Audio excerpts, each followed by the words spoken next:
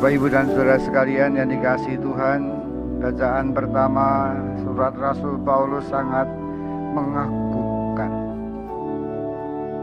Saya kagum terhadap Paulus yang banyak penderitaan, disesah, dilempari batu, terapung-apung ketika kapalnya pecah, kadang-kadang kelaparan, dan dia dibenci dan dimusuhi oleh orang-orang Yahudi. Namun dia begitu kuat. Dia tidak mengeluh, malahan dia mengatakan dia bermegah. Bermegah karena kelemahan. Biasanya orang bermegah karena milik, karena kekuatan, kekuasaan, karena pencapaian-pencapaian yang diperolehnya dengan segala titel dan segala gelarnya. Namun Paulus bermegah karena kelemahan. Ini sungguh mengherankan. Apa rahasianya? Dia tidak pernah mengeluh, menyesal, atau bahkan meninggalkan Tuhan. Saya kira kita tahu rahasianya adalah bahwa dia mempunyai harta surgawi, harta yang kekal, harta yang tidak rusak oleh zaman, harta yang tidak hanyut oleh air dan tidak terbakar oleh api. Ialah Yesus Kristus yang menyelamatkan dia. Saat ini begitu banyak orang yang mengeluh. Mengeluh karena COVID bertambah, sehingga kita yang tadinya sudah mulai misa offline menjadi online lagi. Mengeluh karena kehilangan pekerjaan, kehilangan penghasilan, dan efeknya adalah merasa dirinya tidak terjamin, terjadi perpecahan dalam keluarga, orang berlaku jahat, menipu, dan seterusnya karena mengejar harta, merasa dirinya tidak tentram dan tidak terjamin.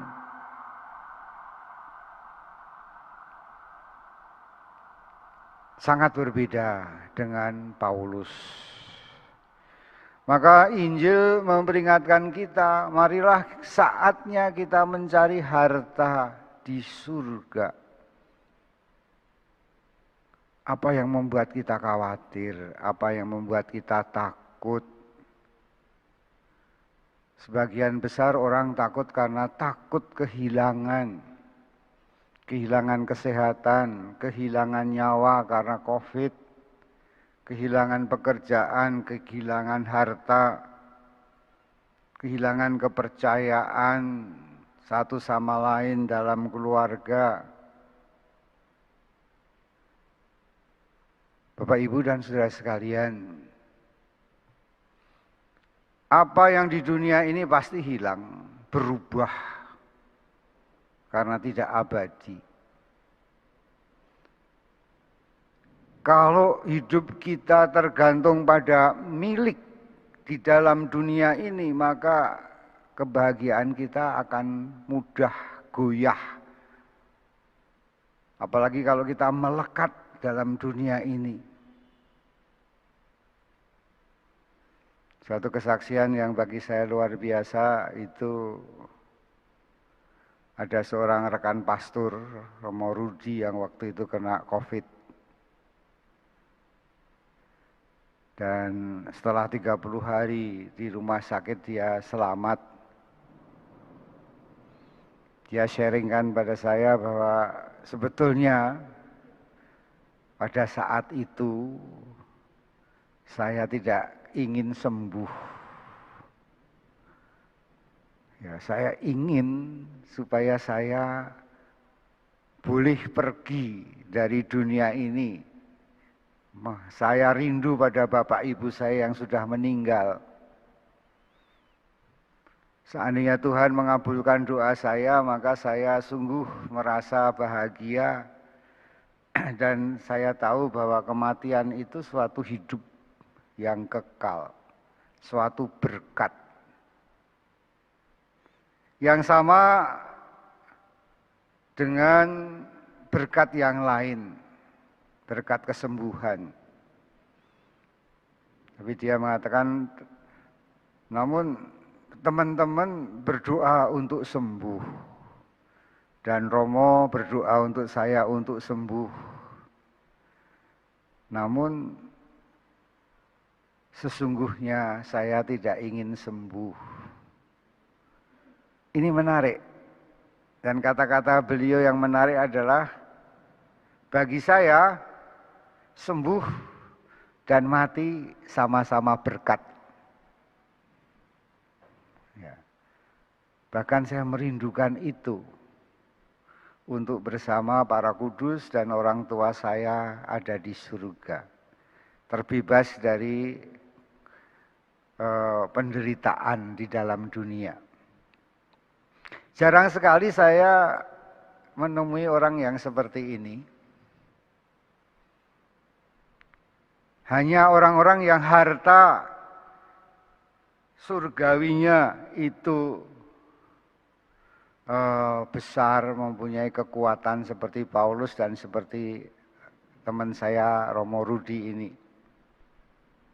Menarik. Berbahagialah orang yang miskin karena dia empunya kerajaan Allah. Itulah dia. Bapak, Ibu, dan saudara sekalian yang terkasih, marilah kita sadari, carilah yang abadi, yang tetap, yang kekal, yang tidak berubah selamanya.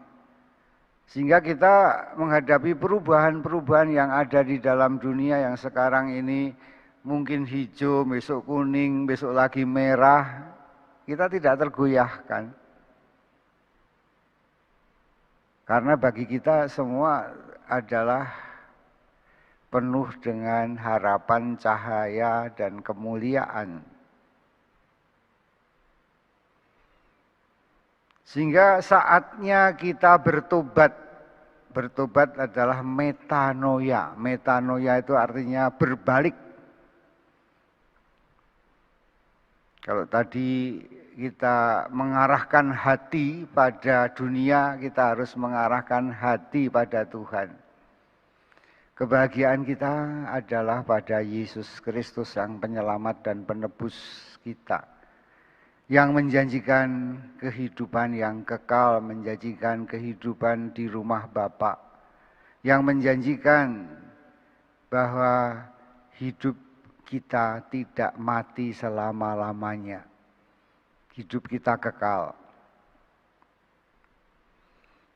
Namun kalau saudara terlalu terikat dengan dunia yang terus-menerus berubah, terikat pada situasi ekonomi, situasi politik, situasi alam, sehingga banyak orang yang minta doa supaya sebentar lagi Romo katanya akan ada suatu bencana alam yang besar. Mari kita berdoa supaya terhindar. Ya, alam selalu berubah dan perubahan kadang-kadang bagi manusia itu bencana. Ya. Air yang tadinya sedikit menjadi banyak. Tanah yang tadinya diam saja bergerak. Dikatakan itu bencana. Padahal itu suatu perkembangan juga dari alam yang menyesuaikan diri dengan keadaan. Namun Bapak, Ibu, dan saudara sekalian, marilah kita bermegah dalam kelemahan, kerapuhan. Kita bermegah di dalam keadaan COVID ini, dalam keadaan dunia yang penuh perubahan. Karena kita bermegah karena keselamatan yang diberikan Yesus kepada kita. Di mana hartamu, di situ hatimu. Dan tahukah saudara sekalian yang tidak pernah Anda pikirkan bahwa harta Tuhan itu ada pada kita. Kita itu di mata Tuhan begitu berharga. Sehingga dia mengatakan jangan takut. Aku pergi kepada Bapa untuk menyediakan tempat bagimu. Bahkan Tuhan Yesus juga berdoa bagi kita. Dan aku akan datang menjemput kamu kembali supaya di mana aku berada kamu berada. Hati Tuhan tertuju pada umat. Dan dia berdoa semoga mereka bersatu seperti saya, Tuhan Yesus, aku bersatu dengan Bapa. Demikian pula mereka bersatu dengan aku. Tidak boleh ada satupun orang-orang yang menjadi milik Tuhan hilang. Pernahkah Anda berpikir bahwa Anda ini sangat berharga di mata Tuhan? Bahwa hati Tuhan tertuju pada Anda? Bahwa seolah-olah Tuhan jatuh cinta kepada kita? Sehingga kita ini istimewa di hadapan Tuhan. Seperti ketika Anda jatuh cinta, harta Anda, hati Anda pada orang itu begitu istimewa, orang itu begitu berharga di mata Anda. Yang lain boleh hilang, tapi yang ini tidak boleh hilang. Dan Tuhan tertuju hatinya pada kita semua. Kita berharga karena kita adalah harta bagi Tuhan. Kita miliknya.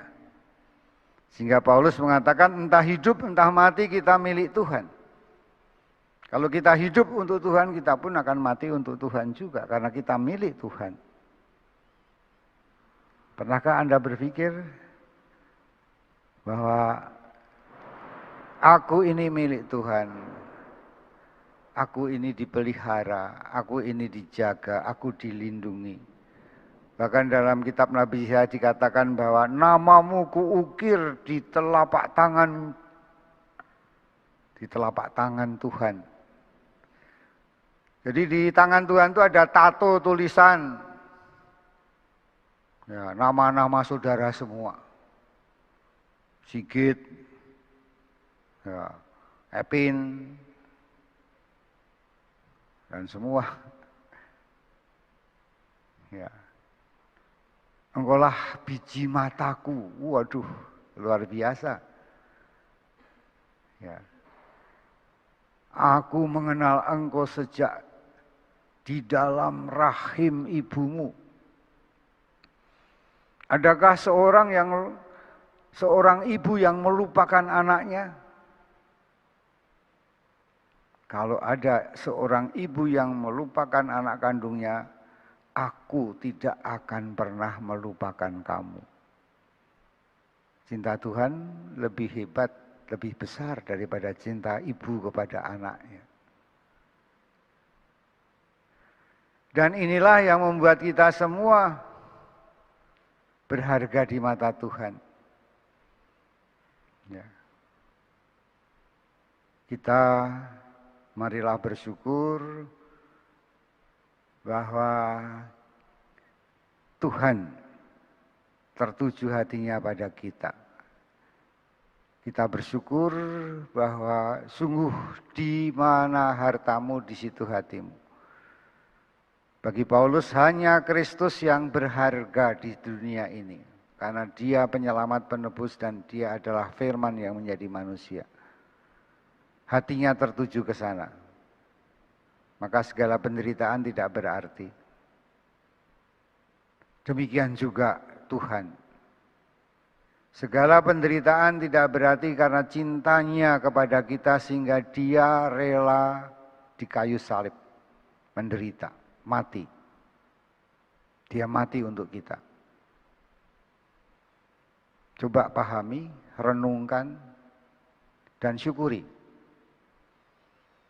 Tapi kalau hartamu itu masih pada dunia yang berubah-ubah, Anda sangat rapuh kebahagiaan saudara, mudah goncang, mudah goyah. Sekarang sudah bertanya, nanti Romo tahun 2004 siapa yang mau jadi presiden? Kenapa memangnya? Siapapun yang jadi presiden, kita bersyukur pada Tuhan karena kita tidak bergantung kepada manusia, tidak bergantung kepada dunia yang rapuh. Kita bergantung kepada yang abadi, yang tak tergoyahkan. Amin.